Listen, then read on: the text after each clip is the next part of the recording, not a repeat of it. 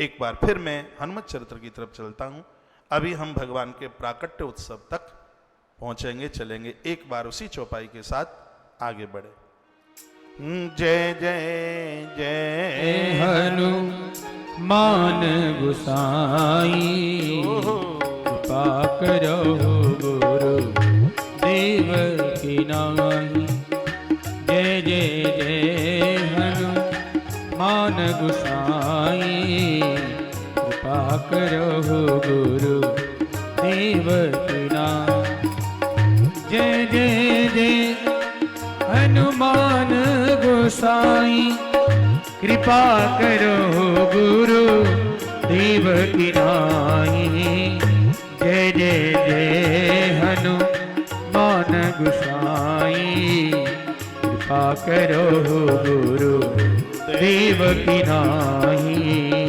जय जय जय हनुमान गोसाई, कृपा करो गुरु देव की नाई। जय जय जय हनुमान गोसाई, कृपा करो गुरु देव की नाई। बोलिए श्री हनुमान जी महाराज की जय हो। तो इस पवित्र व्यासपीठ से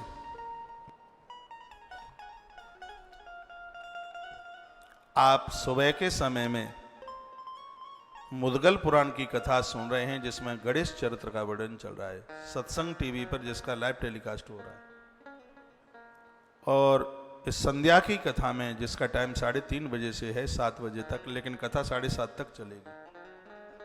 संस्कार टीवी पर जैसे ही कथा 7 बजे कटअप हो जाती है तो तुलसी तपोवन यूट्यूब चैनल पर जुड़कर उस आधे घंटे की कथा को आप जरूर सुनिएगा।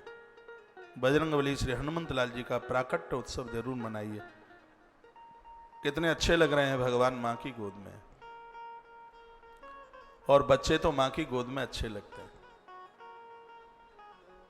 आज की कथा में आपने सुना है, हनुमान जैसे पुत्र को जन्म देने के लिए अंजनी जैसी माताएं 7-7 हजार वर्ष तक तप करती हैं। एक बार फिर कहूंगा,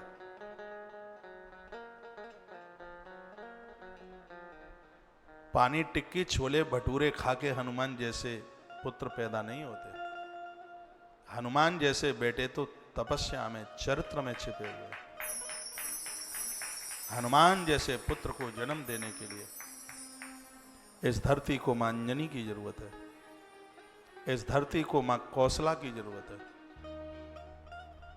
एक बार फिर चाहिए इस धरती को मां देव की, इस धरती को एक बार पुनः मां अनुसुईया की जरूरत है।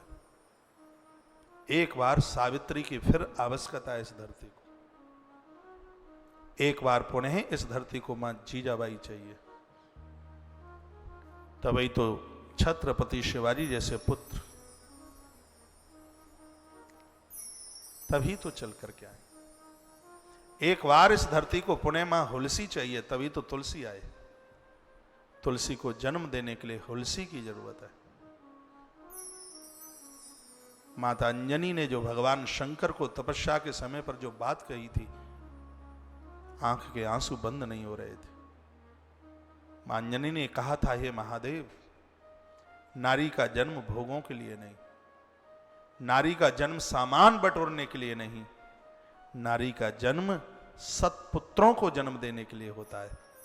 अच्छी संतान को जन्म देने के लिए नारी का जन्म होता है। और ये मां अंजनी के ही शब्द थे। आप दे सकते हो तो मुझे ऐसा पुत्र देना जो राम भक्त बने, ऐसा पुत्र देना जो दूसरों के लिए जीवन जिए, ऐसा पुत्र देना मेरे पुत्र के चरित्र को देख करके लोग चरित्रवान बने। मुझे ऐसा पुत्र देना, मेरी छाती में वह दूध भर देना जिसे पी करके मेरा पुत्र कायर नहीं, जिसे पी करके मेरा पुत्र महावीर बने। धन्य है वो मां अंजनी। उस मां अंजना की सुंदर तस्वीर आप देख रहे हैं, जिसकी गोद में उस मां का लाल बैठा हुआ है। माइक खोले।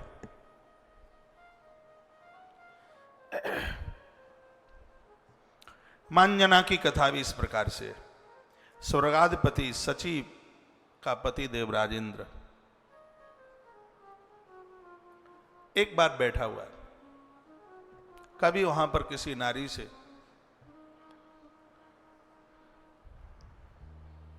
किसी का अपराध हो गया। अपराध हो ही जाता है। अपराध कितना था कि चलते समय पाम लग गया, किसी साधु से पाम लग गया। इसलिए तो कहा जाता है कि हम जब चलते हैं तो किसी कन्या से पाम न लग जाए, किसी तपस्वी से पाम न लग जाए, किसी के आसन पर पाम न हमारा पड़ जाए, किसी नारी से हमारा पाम न लग जाए। चलते समय तो बहुत चलते समय ध्यान दिया जाता है, नहीं तो लोग प्राय ठोकरें भी मार मारते चलते हैं, फूल कुचल रहे हैं। आपको मालूम है अग्नि पुराण में वर्णन था कि फूल पाम के नीचे कुचलने से घोर दरिद्रता आती है, क्योंकि फूल में, पुष्प में मां भगवती लक्ष्मी का निवास है। बहुत लोग तो अपने आदर मान सम्मान में फूल ऊपर से फिर उसको कुचल कुचल के चले। फूल पाम के नीचे कुचलने के लिए नहीं है, फूल भगवान को चढ़ाने के लिए है। एक डूबते हुए हाथी ने एक फूल चढ़ा दिया भगवान को। जजाप्यः परमं जाप्यम प्राज्ञ जन्मन शिक्षित, अपने पूर्व का होश रखता हुआ जिस परमात्मा को उसने याद किया और भगवान ने उसकी रक्षा की, चमत्कार फूल का ही तो था, एक सुमन ही तो चढ़ाया था। और ग्रंथ कहते हैं देवी देवताओं के ऊपर आप जो भी चढ़ा देते हैं वो निरर्थक नहीं जाता, भगवान उसे स्वीकार करता है। तो ये सब कुचलने की चीजें नहीं है। चलें तो ठोकर ना मारे। स्वर्ग में रहने वाली यह देवी पुंजकस्थला जिसका नाम था, और इसे यह अपराध हो गया। शीघ्र ही श्राप मिला और उस देवी ने श्राप को अंगीकार भी कर लिया और कह दिया कि तू तो बंदरों की तरह चंचल है, तेरे अंदर चंचलता भरी हुई है, तो चल, हमारा अभिशाप है कि मृत्यु लोक में तू जाकर के बानरी बन जाए। इसने चरण पकड़ लिए महात्मा के, रो पड़ी। पुंजकस्थला आंख में आंसू भरे हुए तो रुदन करने लगी, साधुओं को कहने लगी मुझसे गलती हुई, मैं दंड की भागीदार हूं, मुझे दंड मिलना चाहिए, लेकिन दंड इतना बड़ा कि जिसको हम सहन भी ना कर पाए। मेरा कल्याण कैसे होगा, मेरा उद्धार कैसे होगा। उसने चरण भिंगा दिए रो रो करके। उस नारी ने पुंजकस्थला भारी रोई। और मैं कहता हूं कि रोना है तो भगवान के दरबार में रोइए, रोना है तो गुरुजनों के चरणों में रोइए। दुनिया के आगे तो रोना और अपनी आंखों को खोना। उसने बहुत आंसू बहाए, वो बहुत रोई और उसने प्रायश्चित किया। कहा मैंने गलती की है और मैं गलती का एहसास करती हूं, लेकिन गुरुदेव मेरा कल्याण भी तो आप ही तो करेंगे, मेरा कल्याण कैसे होगा। तब महात्मा ने कहा देवी तू वानरी तो बनेगी, लेकिन साधारण वानरी नहीं होगी, उसमें भी तेरी विशेषता होगी। तूने गलती का एहसास किया है तो हम तुझे वरदान देते हैं कि तेरी कोख से जो पुत्र जन्म लेगा, ऐसा पुत्र उससे पहले कभी नहीं आया और बाद में कभी नहीं आएगा। तेरे पुत्र के नाम को लेकर के लोग भवसागर से पार हो जाएंगे। साधु ने ये बोल दिया उसको। मैंने बहुत बार कहा है कि साधु की तो फटकार में भी उद्धार छिपा है, कल्याण छिपा है। इसलिए माता पिता की डांट का बुरा ना मानिएगा। गुरुजन जिसके ऊपर बहुत लाड करते हैं, बहुत दुलार करते हैं, डांट भी तो उन्हीं को लगा देते हैं। उनकी डांट का क्या बुरा मानना है। और उस साधु ने कहा तेरी कोख से जो बच्चा जन्म लेगा वो संत महापुरुषों की रक्षा करने वाला हो। शायद इसलिए गोस्वामी जी ने लिख दिया होगा, साधु संत के तुम रखवारी, साधु संत के तुम रखवारी, असुर निकंदन राम दुलारी। साधु संत की तुम रखवारी, असुर निकंदन राम दुलारी। साधु साधु संत की तुम रखवारी, असुर निकंदन राम दुलारी। कह दिया था कि उन महापुरुषों का रक्षण करने वाला और दुष्टों का दमन करने वाला होगा। निशाचरों का बन उसको देखते ही जलेगा। असुर निकंद, असुरों का मर्दन करने वाला और संतों का संरक्षण करने वाला। जैसे एक स्त्री समुद्र की था नहीं ले सकती कि समुद्र कितना गहरा है, हे देवी तेरे पुत्र में कितना ज्ञान और उसके अंदर कितने गुण होंगे, ये कोई था नहीं ले सकता। ज्ञान और गुणों का वो समुद्र होगा, वो सागर होगा। मुझे तो लगता है कि बाबा तुलसीदास जी ने हनुमान चालीसा लिखा होगा तो माता पुंजकस्थला का चरित्र जरूर पढ़ा होगा। उस साधु का अभिशाप और साधु का वरदान भी पढ़ा होगा। इसलिए हनुमान चालीसा की 40 चौपाइयों में सबसे पहली चौपाई बाबा तुलसी ने तो वही लिखी जो साधु के श्राप और वरदान से जुड़ी हुई थी, उस नारी पुंजकस्थला के लिए। जय हनुमान ज्ञान गुण सागर, जय हनुमान ज्ञान गुण सागर, जय कपीस तिहों लोक उजागर। जय हनुमान ज्ञान गुण सागर, जय कपीस तिहों लोक उजागर। जय हनुमान ज्ञान गुण सागर, जय कपीस तिहों लोक उजागर। जय हनुमान ज्ञान गुण सागर, जय कपीस तिहों लोक उजागर। जय हनुमान ज्ञान गुण सागर, जय कपीस तिहों लोक उजागर। बोलिए श्री हनुमान जी महाराज की जय हो। तो माता पुंजकस्थला को श्राप और वरदान दोनों मिल गए। ऋषि का साप सुनकर के पहले तो वो कांपी, चरणों में गिर पड़ी, द्रवीभूत हुई। गलती हो वे, गलती इंसान से होती है, गलती को समझ लेना चाहिए, मान लेना चाहिए, उसमें अपनी ऐंठ नहीं, अकड़ नहीं। और कोई साधुओं के ऊपर अकड़ ऐंठ दिखाए तो वो घाटे में, फायदा कुछ भी नहीं है। साधु का संग करने से आज तक कभी किसी को घाटा नहीं हुआ। साधु तो हो ही ना कारज हानि, कोई घाटा नहीं, कभी घाटा नहीं। इनके संग में तो सदैव फायदा है। इनके साथ विवाद ठीक नहीं है, इनके साथ संवाद बहुत बढ़िया है। गुरुजनों के साथ विवाद नहीं, गुरुजनों के साथ संवाद होना चाहिए। माता पुंजकस्थला ने अपनी गलती का एहसास किया और समय चलता रहा। साधु ने ये और कह दिया था कि तुम जब चाहोगी तब तुम बानरी बन जाओगी और तुम जब चाहोगी तब तुम मानुषी बन जाओगी। यह हमारा वरदान है तुम्हारे लिए। और ऐसा ही हुआ। वही देवलोक में रहने वाली नारी पुंजकस्थला समय आने पर इस मृत्यु लोक में बानर राज कुंजर की बेटी बनकर के पैदा हुई। उस बानर का नाम है कुंजर।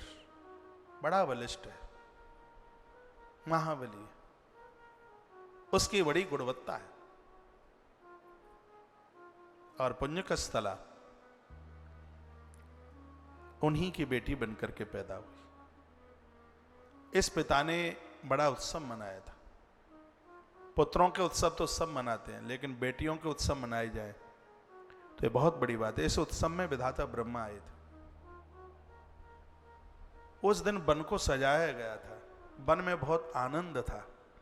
नदियां दिए जला रही थी। मानसी रूप धारण करके नदियां दीपदान कर रही थी, दिए जला रही थी।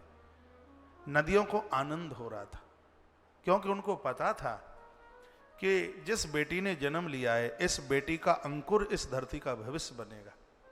यह प्रकृति को पता था। पवन देव 3 तरह की हवा चला रहे थे, शीतल, मंद और सुगंध। देव नाना प्रकार के रूप धारण करके इस बानर कन्या का दर्शन करने के लिए आ रहे थे। पूत के पांव पालने में दिखाई देते हैं। और यह बालिका साधारण नहीं थी। इसने जब जन्म लिया तो ये रोई नहीं थी।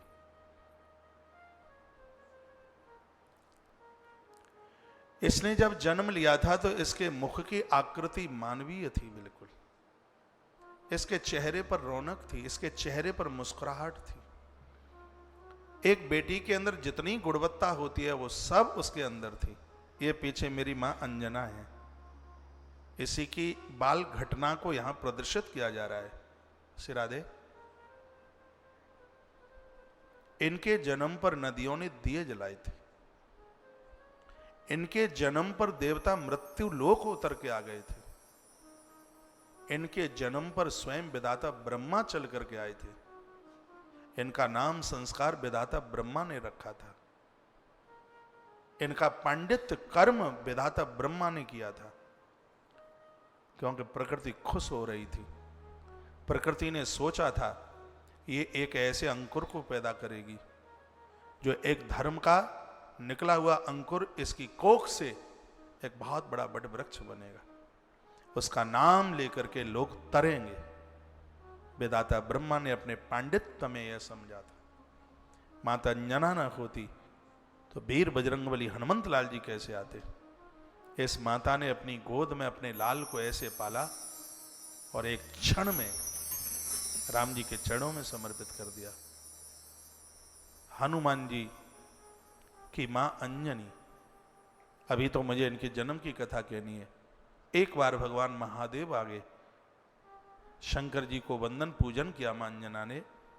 भोलेनाथ जब चलने लगे तो मां अंजनी ने पूछा, नाथ कहां जा रहे हैं आप?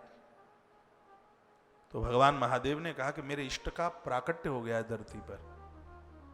कौन है आपके इष्ट? कहा कौशलाधीश राजा दशरथ के सुपुत्र बनकर के आए प्रभु, जगताधार प्रभु राम के रूप में भगवान आए। तो कहा माने अकेले अकेले जाओगे? साधुओं का संग मां तो वही है जो अपने बच्चों को महात्मा को सौंप दे।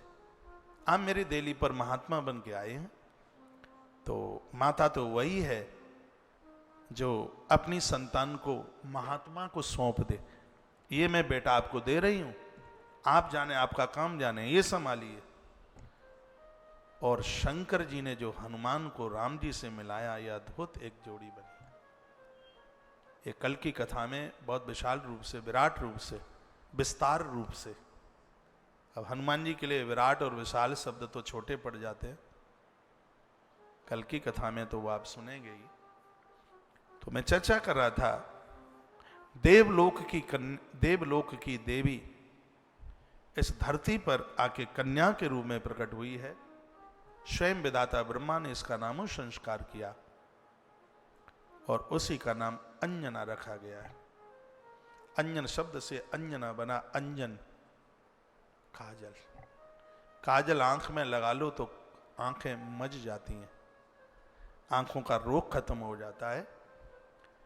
अंजना रूपी काजल को जो भी कोई इसके चरित्र को अपनी आंख में लगा लेगा, उसके जीवन में वासना का रोग ही नहीं रहेगा। और जिसकी जिंदगी में वासना का रोग नहीं रहेगा, वही हनुमान जैसी संतान को पैदा कर पाएगा। हनुमान भोगियों के यहां नहीं आ जाते। हनुमान जैसी संतान एक संयमी माता पिता के यहां चल करके आती। उनमें से एक माता अंजनी है। बताते हैं माता अंजनी का जिस समय जन्म हुआ था, उस समय धरती पर इतनी सुंदर कोई नारी नहीं दिखती थी। इतना सौंदर्य था।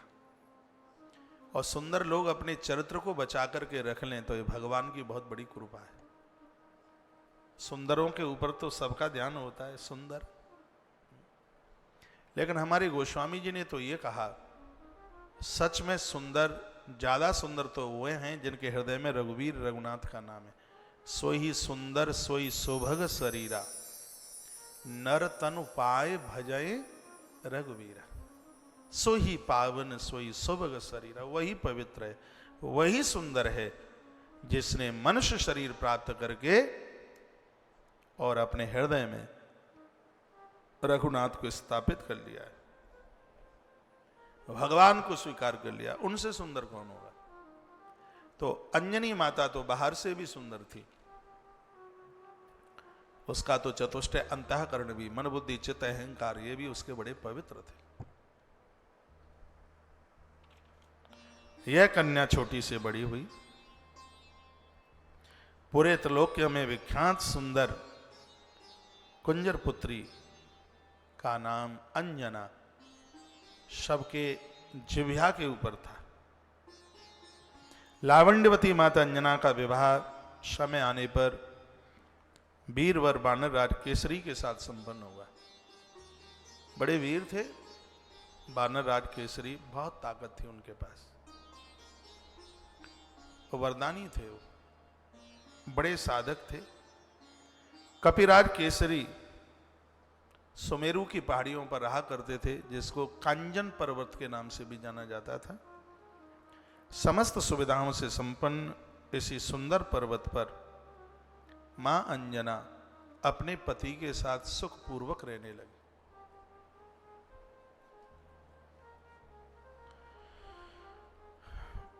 इन दोनों में कभी झगड़ा नहीं होता, कभी कलह नहीं होता। और यह भी एक सिद्धांत है, जहां पति पत्नी में कलह नहीं होता, झगड़ा नहीं होता, वहां तो अद्भुत संतान ही आके जन्म लेती है। दोनों धार्मिक थे, दोनों ही पूजा पाठ करते हैं, एक दूसरे का सहयोग करते हैं। जिसने गृहस्थ को स्वीकार किया, ये होना चाहिए, विरोधाभास नहीं, एक दूसरे का सहयोग करें। माताएं व्रत पूजा पाठ करती हैं, सबसे ज्यादा माताएं ही करती हैं, तो पति लोगों को विरोध नहीं, उनको सहयोग करना चाहिए। नहीं तो ज्यादातर ऐसे विरोध करने वाले ज्यादा है, उनको बड़ी परेशानी होती है। माताएं व्रत करती हैं, उपवास करती हैं, उनको बड़ी दिक्कत होती है। उनको लगता है कि ये मीरा बनी, वो तो कभी नहीं सोचते कि ये तुलसीदास बने, लेकिन ये सोचते हैं कि वो मीरा बनी। और मीरा बन भी जाए तो घाटा क्या है, खानदान तर जाएगा तुम्हारा। मीरा क्या कोई ऐसे ही बन जाते हैं? मीरा तो बने बनाए आते हैं मीरा, और बन जाए तो अच्छी बात है। आप डरते क्यों हैं? आप भयभीत क्यों होते हैं? माताएं कथा सुनती हैं तो तुम्हें दिक्कत होती है। मुझे काफी इन पुरुषों के फोन आए, कहते हैं महाराज कथा कब तक और चलेगी? मैंने कहा क्यों, क्या बात हो गई है? ये आज से 4 महीने पुरानी बात है। बोले कि पत्नी हर समय कथा में ही बैठी रहती है, जब देखो तब कथा, आपकी कथा ही सुनती रहती है। मैंने कहा सच बताइए, तुम्हारी घरवाली कथा सुनती है तो तुम लोगों को रोटी मिलती है कि नहीं? तुम्हारे घर का काम धाम होता है कि नहीं? कहा वो बात तो है, पहले चूल्हा 1 बजे जलता था, अब तो 10:30 बजे ही बन जाती है। मैंने कहा उसे पता है 11 बजे से कथा होगी तो 10:30 बजे बना के रखेगी, ये बात तो है। मैंने कहा जब वो घर का कोई काम नहीं बिगड़ने दे रही है तो आप उसकी कथा का क्यों विरोध कर रहे हैं? आपको तो सेव करना चाहिए। उसके मोबाइल का चार्ज खत्म होता है तो बिना कहे उसको चार्ज करा दो, है? टीवी का बॉक्स का चार्ज खत्म होता है तो उसको भी ठीक ठाक करा दो। कथा वो सुनेगी, पुण्य तुम्हारे खानदान का बढ़ेगा। इसलिए माताओं को धर्म सत्कर्म से कभी भी मत रोकिए, मत रोकिए। ये धर्म पुण्य सत्कर्म करती हैं और उसका असर आपके परिवार को जाता है। आप मिलकर के भजन कीजिए, भक्ति कीजिए। मनु महाराज माता शत्रुपा की तरह 23,000 वर्ष तक तप किया इन्होंने नेमिस की धरा पर। 23,000 साल कितने होते हैं? पति और पत्नी दोनों लगे रहे। भगवान ने दर्शन दिए, और दर्शन ही नहीं दिए, यहां तक कह दिया कि हम तुम्हारे पुत्र बन करके आएंगे, यहां तक बोल दिया। तो जीवन का तो आनंद यह है कि ये न के न प्रकारेण, करोड़ों करोड़ों काम करने से पहले हम भगवदीय नाम लें, भगवान के काम करें। स्कंद पुराण का बड़ा सुंदर एक श्लोक है, सतम व्याय भोक्तव्यम स्कंद और पद्म पुराण में बड़े अद्भुत अद्भुत श्लोक हैं। सतम व्याय भोक्तव्यम सहस्रम स्नान मां चरेत, लक्षम व्याय दातव्यम कोटिम त्युक्ताम हरिम स्मरेत। 100 काम करने से पहले भोजन, 1000 काम करने से पहले स्नान, 1,00,000 काम करने से पहले दान, तो करोड़ काम करने से पहले भगवान का नाम। परमात्मा के नाम के बिना उद्धार नहीं है, नहीं है। और कलकाल में तो नाम आधार है। बाबा तुलसी ने कहा था, कलयुग केवल हरि गुण गाहा, कलयुग केवल हरि गुण गाहा, कलयुग केवल हरि गुण गाहा, गावत नर वैभव था, कलयुग केवल हरि गुण गाहा, कलयुग केवल हरि गुण गाहा, गावत नर वैभव था, कलयुग केवल हरि गुण गाहा, राम नर वैभव था, कलयुग केवल हरि गुण गाहा, गावत नर वैभव था। रामायण में तो यही लिखी है चौपाई, लेकिन आप इसको दूसरी तरह से गाते हैं। आपकी तरह भी गा के देख लेते हैं, लेकिन वो गरीबदास जी ने बोली है। जो आप गाते हैं वो रामचरितमानस में नहीं है। कलयुग केवल नाम आधारा, कलयुग केवल नाम आधारा, सुमिर सुमिर नर उतरहि पारा, कलयुग केवल नाम आधारा, सुमिर सुमिर नर उतरहि पारा, कलयुग केवल नाम आधारा, सुमिर सुमिर नर उतरहि पारा। यह चौपाई बाबा तुलसी ने नहीं लिखी है रामायण में, कबीर साहब के शिष्य हैं गरीबदास, उन्होंने लिखा है। उसका अर्थ बड़ा अद्भुत है, बड़ा प्रचार हुआ, गांव-गांव का बच्चा बच्चा गाता था। कुल मिला के 100 बातों की बात एक है, कोट सहा काम करने से पहले, करोड़ करोड़ काम करने से पहले भगवदीय नाम लो, प्रभु नाम लो, इसी में कल्याण है। राम कहो आराम मिलेगा, दुनिया में सम्मान मिलेगा, मुक्ति का विमान मिलेगा, धरती पे रहोगे तो खाने को पकवान मिलेगा, रहने को आलीशान मकान मिलेगा, राम कहो आराम मिलेगा। राम का नाम लेके जो मर जाएंगे, अमर नाम दुनिया में कर जाएंगे, ये न पूछो कि मर के किधर जाएंगे, वो जिधर भेज देंगे हम उधर जाएंगे। राम का नाम लेके जो मर जाएंगे। तो केसरी बानर और कुंजर बानर की बेटी माता अंजना दोनों भजनानंदी हैं, बहुत भजन करते हैं, बहुत बड़ी साधना है इनकी। श्री हनुमंत लाल जी का उत्पत्ति का कारण यहीं से आरंभ होता है, हनुमान यहीं से प्रकट होता है। अनंत करुणा की मूर्ति, जिसके चेहरे पर हमेशा मधुरता रहती है, मनोहर है, भक्तों के लिए एक धरती पर निधि प्रकट करती है, वह माता अंजनी।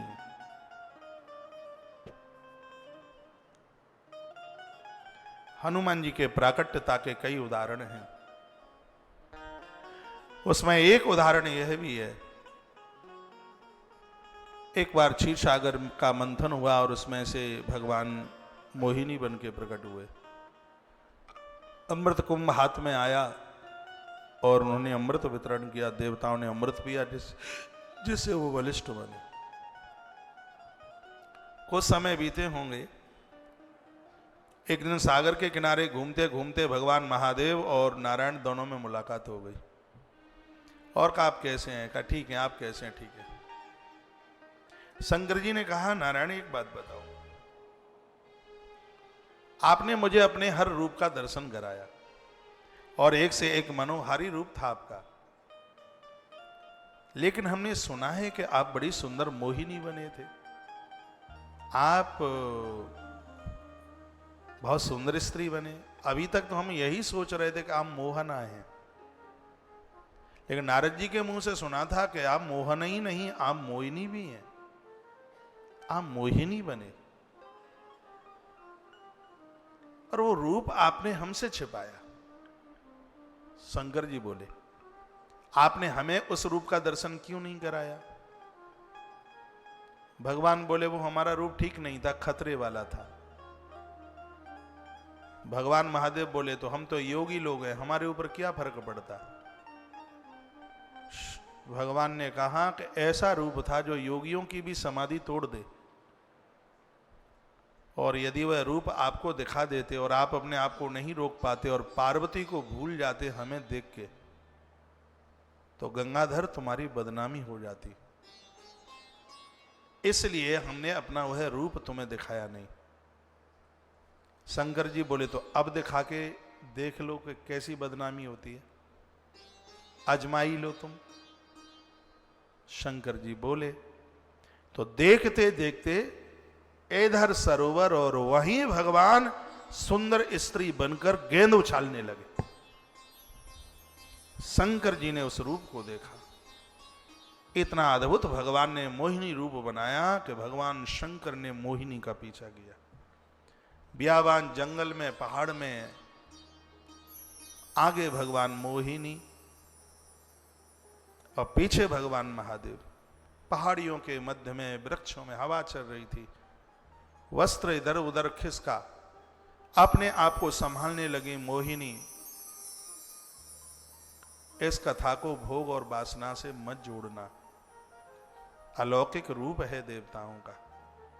कथा में बहुत कुछ छिपा हुआ है, वो सुनिएगा।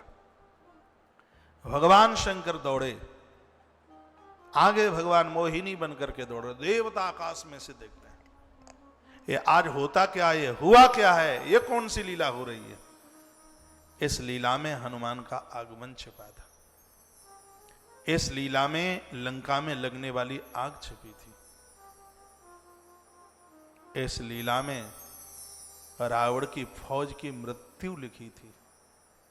इस लीला में सीता माई की खोज लिखी थी। इस लीला में हमारे और आपके लिए मंगलवार लिखा था। इस लीला में हमारे और आपके लिए शनिवार लिखा था, और हमारे लिए इस लीला में अंजनी मां का लाल लिखा हुआ था। इसी लीला में से तो अंजनी कुमार प्रकट होता है। ये वह लीला थी जहां हरि और हर दोनों मिलकर हनुमान रूप में प्रकट हो रहे थे। ये वह लीला थी। बहुत दूर जंगल वियड़ में पहुंचना हुआ और भगवान शंकर ने यूं छलांग लगाई और भगवान मोहिनी को छुआ, और भगवान ने मोहिनी को अपने कंठ से गले से लगाया। हरे हर दोनों आपस में मिले। ग्रंथ ने तो ये लिखा है कि जब वह दोनों आपस में मिले तो भगवान शिव का तेज, भगवान शंकर का बिंदु, शिव का तेज महात्माओं ने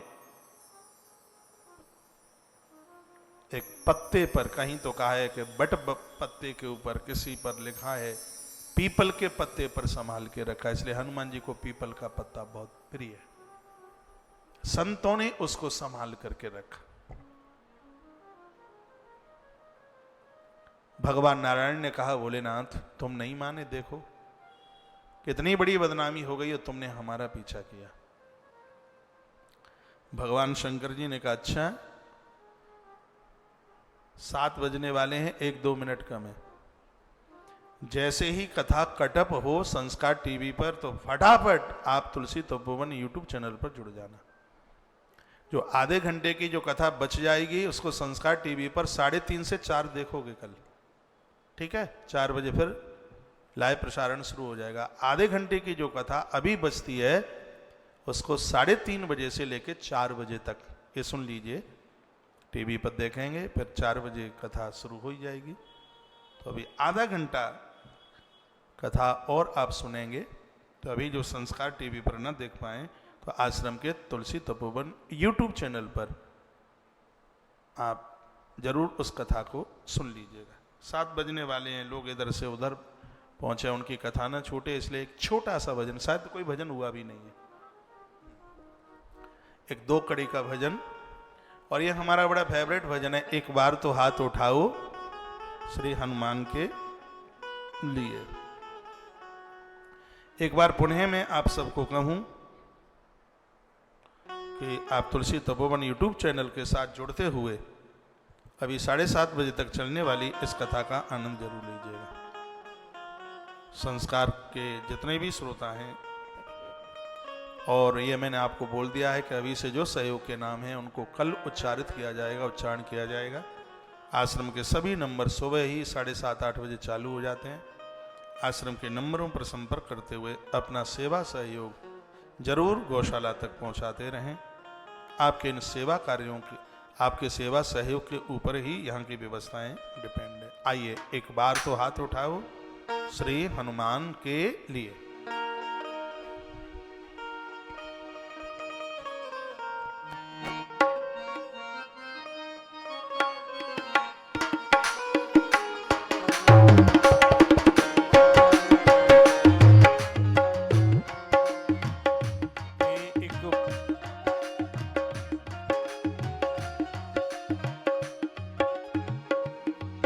जो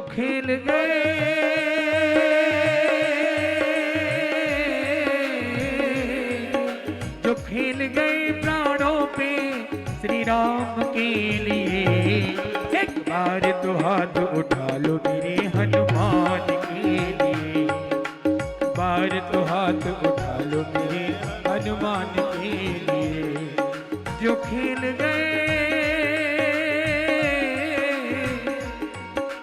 खेल गए प्राणों पर श्री राम के लिए, एक बार तो हाथ उठा लो मेरे हनुमान के लिए, बार तो हाथ उठा लो मेरे हनुमान के लिए।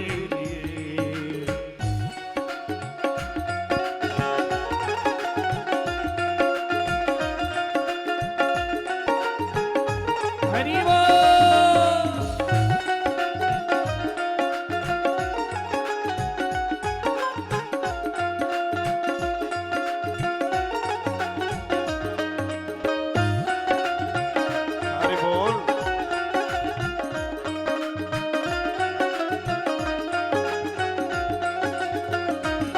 सागर को लांघा इसने सीता का पता लगाया, सागर को लांघा इसने सीता का पता लगाया।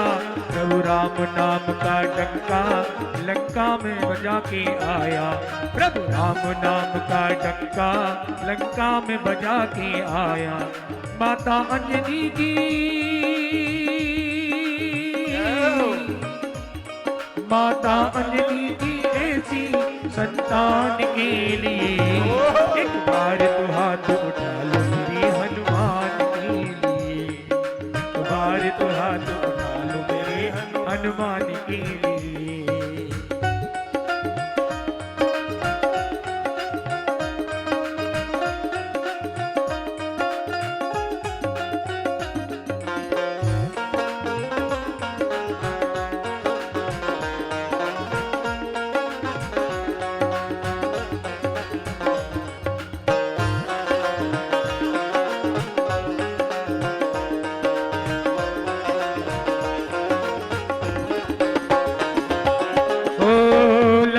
को बचाने की जब सारी आशाएं टूटी, लक्ष्मण को बचाने की जब सारी आशाएं टूटी, ये पवन वेग से जाकर लाए संजीवन बूटी, ये पवन वेग से जाकर लाए संजीवन बूटी।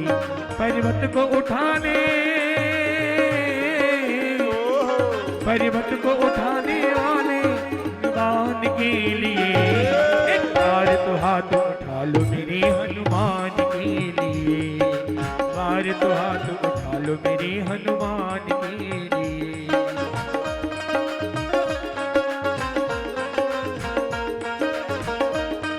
अरे बोल।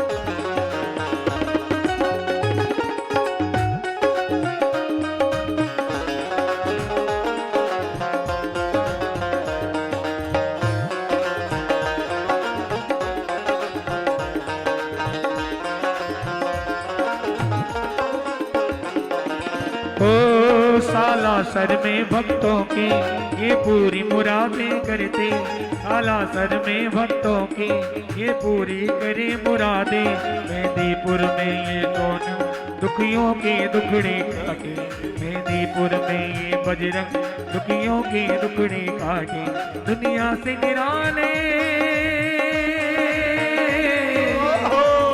दुनिया से निराले से धाम के लिए एक बार तो हाथ उठा लो मेरे हनुमान के लिए, एक बार तो हाथ उठा लो मेरे हनुमान के लिए। हनुमान जी महाराज की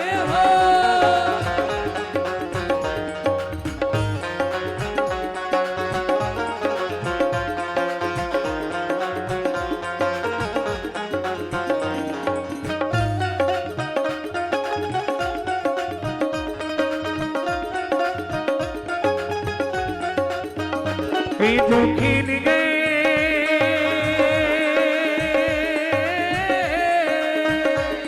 जो खेल गए प्राणों पर श्री राम के लिए, एक बार तो हाथ उठा लो मेरे हनुमान के लिए, बार तो हाथ उठा लो मेरे हनुमान के लिए, बार तो हाथ उठा लो मेरे हनुमान के लिए, बार तो हाथ उठा लो मेरे हनुमान के लिए।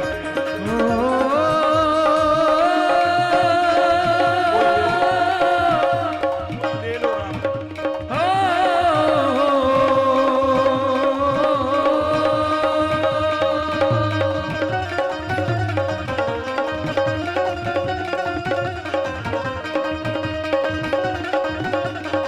हनुमान जी महाराज की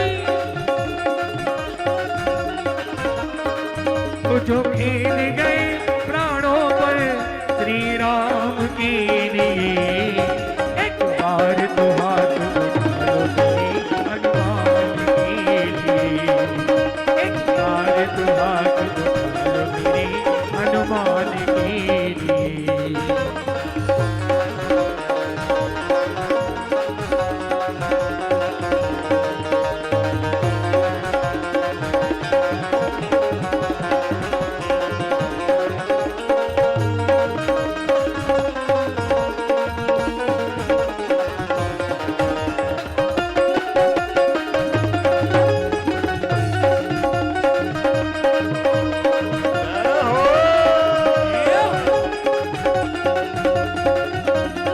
अरे जो खेल गए प्राणों पर श्री राम के लिए, एक बार तो हाथ उठा लो मेरे हनुमान के लिए, एक बार तो हाथ उठा लो मेरे हनुमान के लिए, एक बार तो हाथ उठा लो मेरे हनुमान के लिए।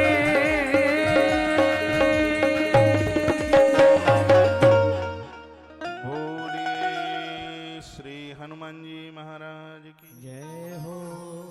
नमः पार्वती पतये हर हर महादेव शंभु।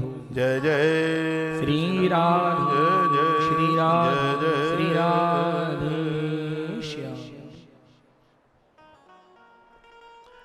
तो एक तो वीर बजरंगबली हनुमंत लाल जी के प्राकट्य का कारण हरि और हर का मिलन है, ये बात में याद में रखिएगा कि हरि और हर यानी महादेव और नारायण दोनों के मिलने से बजरंगबली हनुमंत लाल जी धरती पर प्रकट हुए।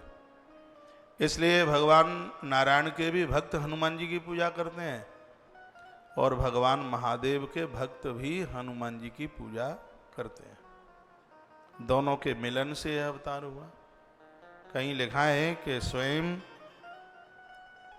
भगवान शिव, स्वयं भगवान शंकर ही हनुमान जी के रूप में आकर के प्रकट हुए हैं, वो स्वयं चल करके आए, ऐसा भी वर्णन है। सुन लीजिए, सुनते रहिएगा। एक बार जयकारा लगाइए, बोली शंकर भगवान की जय हो। और एकाद और भी कारण है हनुमान जी का जन्म का। माता अंजनी ने बहुत सुखपूर्वक अपने जीवन का निर्वहन अपने पति के साथ किया। एक समय की बात थी, माता अंजना संतान प्राप्ति के लिए एक दीर्घ काल के एक अनुष्ठान में बैठी, तपस्या में बैठी, एक लंबे समय के तपस्या में वह बैठी थी। काफी समय उसको हो गया था, कठोर तप किया उसने। उसी रास्ते में एक बार चलते हुए महात्मा मतंग, जो कि माता सबरी के गुरु थे, तो महात्मा मतंग वहां चल करके आ गए। माता अंजनी ने मतंग के चरणों में वंदन किया, प्रणाम किया।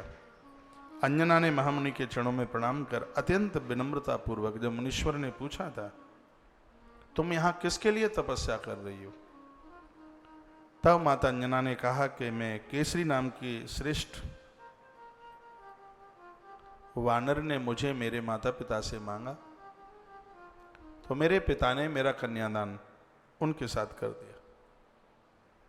उन्होंने मुझे उनकी सेवा में समर्पित कर दिया। मैं अपने पतिदेव के साथ बहुत दिनों से अत्यंत सुखपूर्वक रह रही हूं।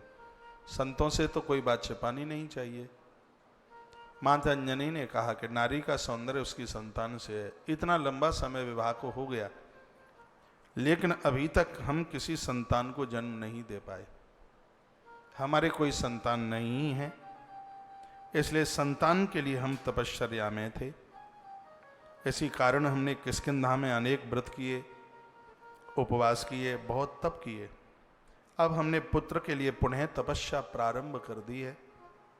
हे विप्रवर, आप कृपा पूर्वक मुझे यशस्वी पुत्र प्राप्ति का आशीर्वाद दीजिए और उपाय भी मुझे बता दीजिएगा। एक यशस्वी पुत्र मेरी कोख से कैसे जन्म ले सकता है? एक पवित्र पुत्र मेरी कोख से कैसे जन्म ले सकता है? ये मतंग ऋषि से माता अंजना बोली। पीछे मां अंजना की सुंदर तस्वीर आप देख रहे हैं, इसलिए आज पूरा दिन हमने मां अंजना को ही दिया है। अंजनी माता की पूरी चर्चा मां अंजनी माता की हुई है। मैंने ज्यादा तरह से आज माता अंजनी के ही ऊपर कुछ बोलने की कोशिश की है। देव देवियों में से मां अंजनी एक है, माता अंजना। महात्मा मतंग ऋषि का बहुत बड़ा आशीर्वाद था। महात्मा मतंग ने कहा, हे देवी, तुम वृषभाचल, दूसरा नाम उसका वेंकटेश पर्वत है, वेंकटांचल पर्वत पर जाकर भगवान वेंकटेश की स्थापना कीजिए, भगवान वेंकटेश की आराधना कीजिए, हृदय में उनकी स्थापना कीजिएगा, उन्हें स्मरण कीजिए। वो भुक्ति और मुक्तिदायक हैं, उनके चरणों में तुम प्रणाम करना। वेंकटेश्वर भगवान स्वयं भगवान नारायण ही तो हैं। आज उनको भगवान तृप्ति बालाजी के नाम से जानते हैं, ये वही वेंकटेश है। महात्मा मतंग ने कहा कि तुम भगवान वेंकटेश प्रभु की आराधना करो। वहां से थोड़ी सी दूरी पर एक तीर्थ है, आकाश गंगा, वहां जाकर के तुम स्नान करना। उसका जल पीकर वायुदेव भगवान की स्तुति करो, आराधना करो। भगवान वायुदेव तुम्हारा काम करेंगे, कल्याण करेंगे। ये बात बोलती। वायुदेव यदि तुमसे प्रसन्न हो गए तो तुम्हारे यहां अद्भुत संतान का जन्म होगा। इससे तुम्हें देवता, राक्षस, मनुष्यों से भी अजेय, अस्त्र और शस्त्रों से सुशोभित अवैध पुत्र प्राप्त होगा। तुम्हारे यहां जब बच्चा जन्म लेगा तो उसके पास कुछ चिन्ह होंगे। जनेऊ संग आएगा, उसके कौपीन लंगोटी संग आएगी और मस्तिष्क पर मुकुट संग आएगा। हनुमान जी ने जब जन्म लिया है तो हनुमान जी को लंगोटी संग आई थी, मूंज का जनेऊ हनुमान जी को संग आया था, और हनुमान जी के मस्तिष्क पर जो आप मुकुट देखते हैं, बताते हैं कि हनुमंत लाल जी मुकुट से सुशोभित होते हुए प्रकट हुए हनुमान जी। यह महात्मा मतंग ने पहले ही यह बात बोल दी थी। अभी तो 2 दिन में हनुमंत लाल जी का पंचमुखी रूप ये आप सुनेंगे कि हनुमान जी पंचमुखी रूप से भी प्रकट हुए हैं, और हनुमान जी के 10 आयुधों की चर्चा ग्रंथों में की गई। लेकिन आनंद की बात यह है कि 10 हथियारों में से हनुमान जी ने कभी कोई भी हथियार प्रयोग में नहीं लिया। वो तो जहां उनको जरूरत पड़ी तहां उनकी मुष्टिक का ही प्रहार था। उनकी मुष्टिक को ही कोई झेलने वाला नहीं था। हनुमान जी की 5 उंगलियों में 5 तत्व विराजते थे। उनके अंगूठे में अग्नि विराजती थी। उनकी तर्जनी उंगली में वायु थी। उनके एक उंगली में जल था। उनकी एक उंगली में आकाश का तत्व था, उसमें शब्द था। हनुमान जी की 5 उंगलियों में 5 तत्व थे। कल आप बहुत विस्तार पूर्वक आप सुनेंगे। अभी मैं हनुमंत लाल जी के एक उत्सव की तरफ में आगे के लिए मैं बढ़ूंगा। कथा तो इतनी सुंदर है कि रात को 12 बजे तक भी चले तो भी आप अपना टीवी मोबाइल बंद करके जाने वाले नहीं हैं। लेकिन अभी हमें 9:30 बजे धर्म यात्रा प्रोग्राम में भी जुड़ना है। जो भक्तों के रोजाना हम 8:30 बजे से 9:15 बजे तक फोन सुनते हैं, वो 11 तारीख तक नहीं सुन पाएंगे। हमें आप क्षमा कीजिएगा, क्योंकि इस कथा में से फिर अपना थोड़ा बहुत तो पूजा पाठ का कार्यक्रम उधर का थोड़ा बहुत तो कुछ होता ही होगा। बहुत ज़्यादा ना कर पाते हो तो टूटा फूटा सा कुछ तो कर ही लेते होंगे, तो उसमें फिर टाइम बच नहीं पाएगा। फिर 9:30 बजे फिर हाजिरी देनी है। फिर सुबह का मंगलवाणी कार्यक्रम है, फिर वही कथा है। ऐसा सोचा गया है कि कथा को और आधा घंटा पहले शुरू करके तो 2:30 बज जाता है कथा को, तो वो 2 बजे तक आरती हो जाए, तो सुबह वाली कथा में और फिर शाम को शुरू होने वाली कथा में थोड़ा आपको भी थोड़ा विराम मिल जाए। उसमें आप भी थोड़ा चैन से भोजन पानी कर लें, कमर थोड़ा सीधी सादी कर लें। मुझे तो करना नहीं है कमर सीधा, लेकिन आपको तो ज़रूरत पड़ती है। तो मैं सोच रहा हूँ कि बीच में थोड़ा सा इतना गैप मिल जाए, आप भी कथा सुनते सुनते थके नहीं, परेशान ना हो। बोलिए बांके बिहारी लाल की जय हो। श्री हनुमान जी महाराज की जय हो। अब देखिए आपके मैसेज आ गए कि हाँ महाराज जी अब आरती करा दीजिएगा। आप बोल रहे हैं कि हनुमान जी का प्राकट उत्सव कल कीजिएगा। आपके मैसेज भी आ रहे हैं, क्योंकि हनुमान जी का प्राकट उत्सव करेंगे तो कम से कम 1 घंटा तो लगेगा ही। तो थोड़ी सी बस और थोड़ी सी जिक्र कर लें, तो फिर देखो आज होता है तो आज हो जाएगा, नहीं तो कल तो हो ही जाएगा। आइए, महात्मा मतंग ने कहा कि देवता राक्षस मनुष्य सबसे यह तुम्हारा पुत्र अजय होगा, और विश्वास के साथ ये समझ लो कि तुम्हारे साथ ऐसा पुत्र होगा। ये जन्म से पहले महात्मा मतंग ऋषि ने आशीर्वाद दे दिया था, कहा चिरंजीवी पुत्र मिलेगा तुम्हें, जिसकी कभी मृत्यु ही नहीं होगी, अजय होगा, अवध्य होगा। वो किसी के द्वारा बाधित, किसी के द्वारा वो मृत्यु को नहीं प्राप्त हो सकता। हनुमंत लाल जी 7 चिरंजीवों में, अश्वस्थामा बलिव्यासु हनुमांश विभीषण कृपा परशुरामशः सप्तहिताः चिरजीवन। जो 7 चिरंजीव हैं उनमें से बजरंगबली श्री हनुमंत लाल जी महाराज का नाम लोग बड़ी श्रद्धा से लेते हैं, बड़ी भावना के साथ में लेते हैं। ऐसे हनुमान जी, इनके अब पूजा पाठ, इनको वंदन, इनको प्रणाम सब किया करें। मैया ने यह वरदान महात्मा मतंग का लिया, और उसके तत्पश्चात माता ने जिस जगह पर तप किया है वह स्थान आजकल झारखंड में वह स्थान पड़ता है। ये वही जगह है जहाँ पर आज कथा के आरंभ में आप सुन रहे थे माता की आंखों के आंसुओं से 360 सरोवर बन के तैयार हो गए। माता ने 360 शिवलिंग की स्थापना की है। भगवान महादेव ने प्रत्यक्ष रूप से दर्शन दिए। स्वयं वायु देव मां को दर्शन देने के लिए आए। संपूर्ण देवता मां अंजनी के दर्शन करने को आए, क्योंकि जिस समय तप बढ़ता है, तेज बढ़ता है, तो देवता भी उस तपधारी को वंदन करते हैं, प्रणाम करते हैं। इतनी बड़ी तपस्या मां अंजना की थी। माता अंजनी का जो तप था वो बहुत वंदनीय था। वायुदेव का प्रत्यक्ष रूप से दर्शन प्राप्त किया था मां अंजना ने, और वायुदेव ने भी माता अंजनी को एक सुंदर सा पुत्र जन्म देने के लिए वरदान दिया था। ऐसी तमाम कथाएं, भाव से भरी हुई कथाएं, इन कथाओं का श्रवण लाभ आप कल पुणे 3:30 बजे, 7 बजे की बाद की कथा है, जो भी 20 मिनट की, 25 मिनट की, आधे घंटे की जो भी कोई कथा होगी उसको आप सुनेंगे। 4 बजे से फिर हनुमत चरित्र, कल हनुमान जी की अद्भुत बाल लीलाएं। परसों मंगलवार के दिन राम काज कीने बिना मोहि कहाँ विश्राम। जब तक भगवत कार्य न कर लूं तब तक मैं कहाँ आराम करने वाला हूं। आप न तेज संहारो। आप हनुमान जी को हनुमान ही संभाल सकते हैं, और किसी के बस की बात नहीं। आप न तेज संहारो आप, तीनों लोक हांकते का। वह चले तो असुरों की छाती में तो दर्द हो। हनुमान जी लंका जला के आ गए। अब तो जो भी बंदर दिखाई दे रावण को कहे तो देखो हनुमान तो नहीं है, देखो हनुमान तो नहीं है, देखो हनुमान तो नहीं है। इतना भयभीत कर दिया। तो ऐसी कथा वीर बजरंगबली हनुमंतलाल जी की 3 दिन कथा कहने का ये सौभाग्य प्राप्त हो रहा है हनुमान जी महाराज की कृपा से। 5 तारीख से लेके 11 तारीख तक श्रीमद् विश्वकर्मा पुराण की कथा आप इसी टाइमिंग्स में संस्कार टीवी पर लाइव प्रसारण में विश्वकर्मा पुराण की कथा सुनना आप ना भूलिएगा। अद्भुत कथा होगी, भारी सुंदर कथा होगी, आनंद आ जाएगा। आप ये कहेंगे कि आनंद आ गया, इतना आनंद आ जाएगा।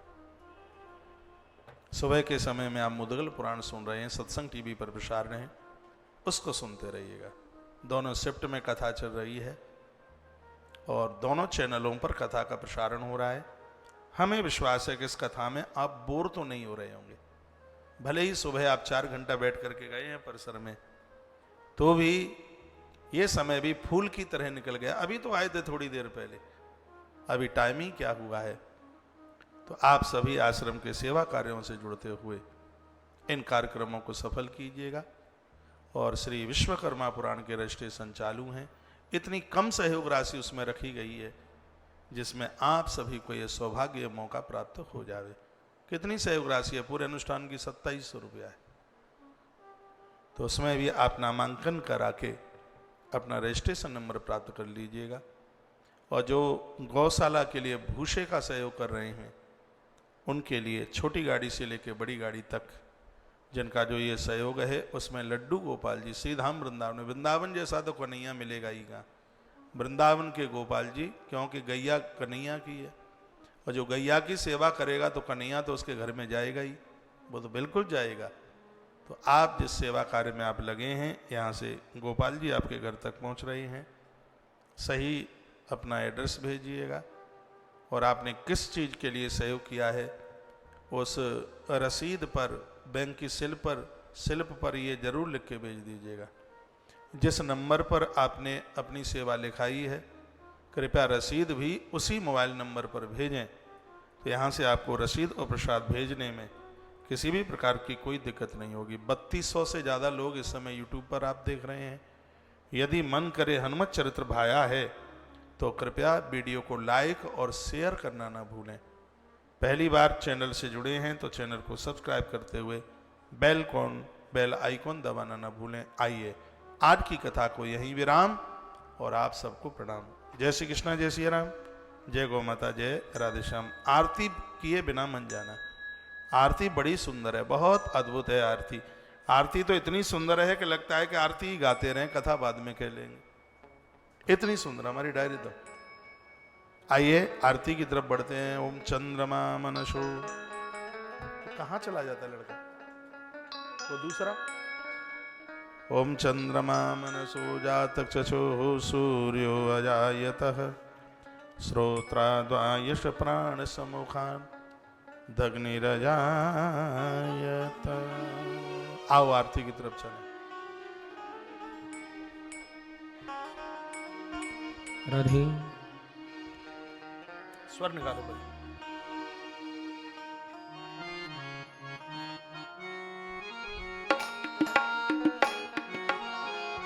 कौन सी है जो शुरू में गाई वो है? अभी बनाई।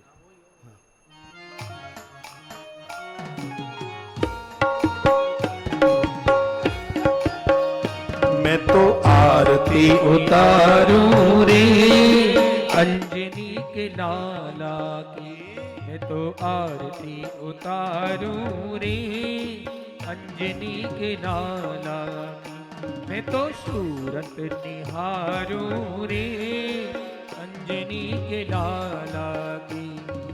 जय हो बजरंग बली जय हो तेरी, जय हो बजरंग बली जय हो तेरी, जय हो बजरंग बली जय हो तेरी, जय हो बजरंग बली जय हो तेरी।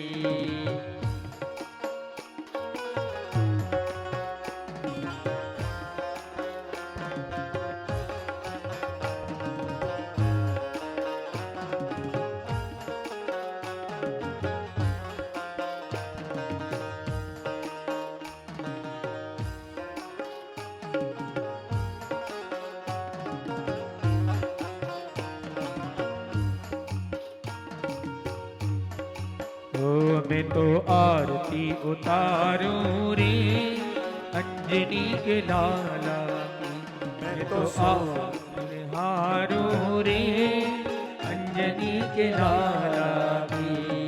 जय हो बजरंग बली जय हो तेरी, जय हो बजरंग बली जय हो तेरी, जय हो बजरंग बली जय हो तेरी, जय हो बजरंग बली जय हो तेरी।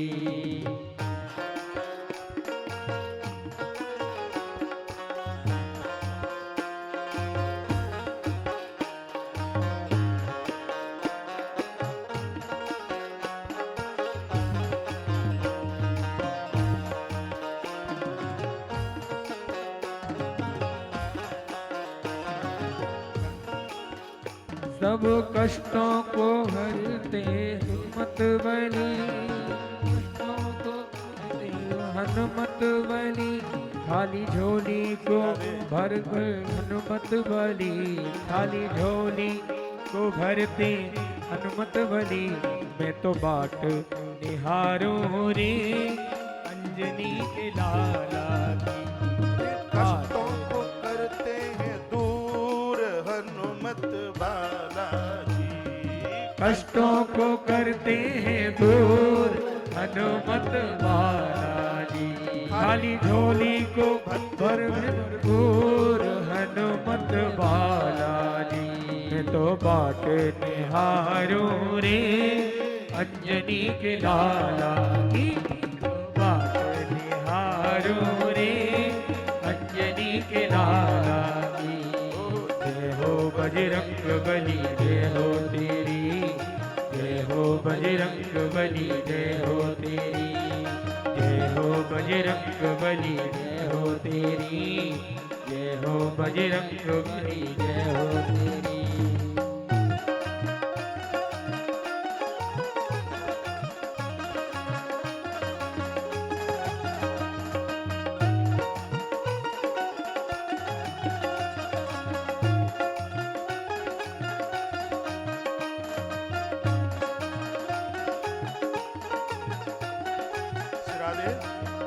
रोग पीड़ा को करते हैं दूर प्यारे बालाजी, रोग पीड़ा को करते हैं दूर प्यारे बालाजी। आठों सिद्धियों को देते भरपूर प्यारे बालाजी मैं तो रास्ता निहारूं रे अंजनी के लाला की मैं तो रास्ता निहारूं रे अंजनी के लाला की जय हो बजरंग बली जय हो तेरी जय हो बजरंग बली जय हो तेरी जय हो बजरंग बली जय हो तेरी जय हो बजरंग बली जय हो तेरी।